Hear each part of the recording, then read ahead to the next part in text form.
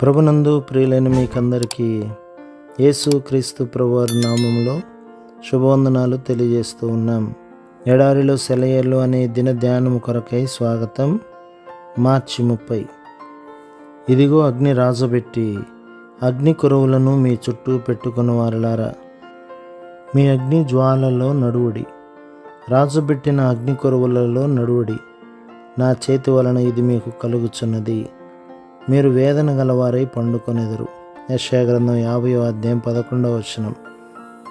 చీకటిలో నడుస్తూ వెలుగులోకి తమకై తామే రావాలని ప్రయత్నించే వ్యక్తులకి ఎంత గంభీరమైన హెచ్చరిక!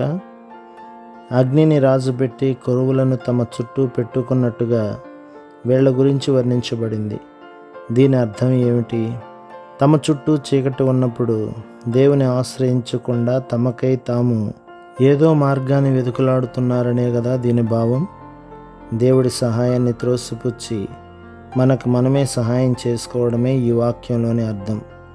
ప్రకృతి సంబంధమైన కాంతిని వెతుకుతాము, స్నేహితుల సలహాలను అనుసరిస్తుంటాము, మన తర్క జ్ఞానం మీద ఆధారపడి సొంత అభిప్రాయాలను ఏర్పరచుకుంటాము. ఇబ్బందుల నుండి తప్పించుకోవడానికి ఏ దారి కనిపిస్తే ఆ దారిలో పరిగెడదామని చూస్తుంటాము. అది దేవుడికి ఇష్టమైన మార్గమా కాదా అని చూడము. ఇవన్నీ మనం సొంతగా రాజుపెట్టుకున్న అగ్ని జ్వాలలు, మనల్ని నీటి గుంటల్లోకి నడిపించే గుడ్డి దీపాలు. ఈ కొరువుల వెలుగు సాయంతో నడవదలుచుకుంటే దేవుడేమీ అడ్డుపెట్టడు. అయితే దాని ఫలితం దుఃఖమే.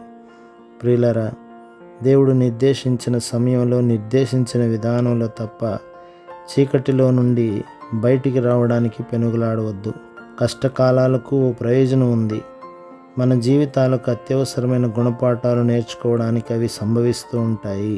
కలగవలసిన దానికంటే ముందుగా విడుదల కలిగితే దేవుడు మన పట్ల సిద్ధం చేసిన కృపా పథకాలు వీగిపోయే ప్రమాదం ఉంది. మన పని కేవలం పరిస్థితిని ఆయన చేతుల్లో పెట్టి ఊరుకోవడమే. ఆయన ప్రత్యక్షత మనతో ఉన్నంతకాలం చీకటిలోనే నిలిచి ఉండడానికి మనకు అభ్యంతరం ఎందుకు ఉండాలి?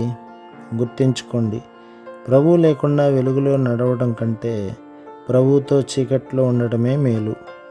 దేవుని అంచనాలతోనూ ఆయన చిత్తంతోనూ చెలగాటాలాడవద్దు. ఆయన చేస్తున్న పనిలో మనం వేలు పెడితే ఆ పని అంతా పాడైపోతుంది. గడియారం ముళ్ళును మన ఇష్టం వచ్చినట్టు తిప్పుకోవచ్చు, కానీ కాలం మాత్రం తిరగదు కదా. దేవుని చిత్తం వెల్లడయ్యే విధానం త్వరగా జరిగిపోవాలని మనం కల్పించుకుంటే మొత్తంగా మూలన పడుతుంది.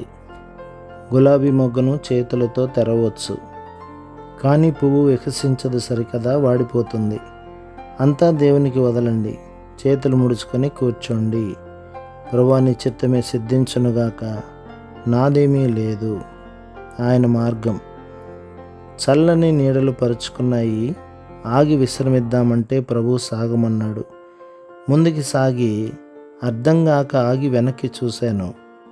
గండెసల దొర్లిపడింది ఆగాలనుకున్న చోట. ఉత్సాహం ఉరకలేసి సాగుతుంటే ఆగమన్నాడు. జాగులేక సమ్మతించి ఆగిపోయాను. సాగవలసిన బాటలో పడుకుని ఉంది పగబట్టి బొస్సులు కొడుతున్న కోడిత్రాచు.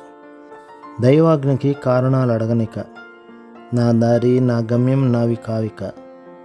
క్షేమపు దారుల్లో నడిపించే మార్గదర్శి దేవుడైనప్పుడు నాకేమి లెక్క? ప్రభు మిమ్మును, మీ కుటుంబమును, మీ సంఘమును దీవించి ఆశీర్వదించునుగాక. ఆమేన్.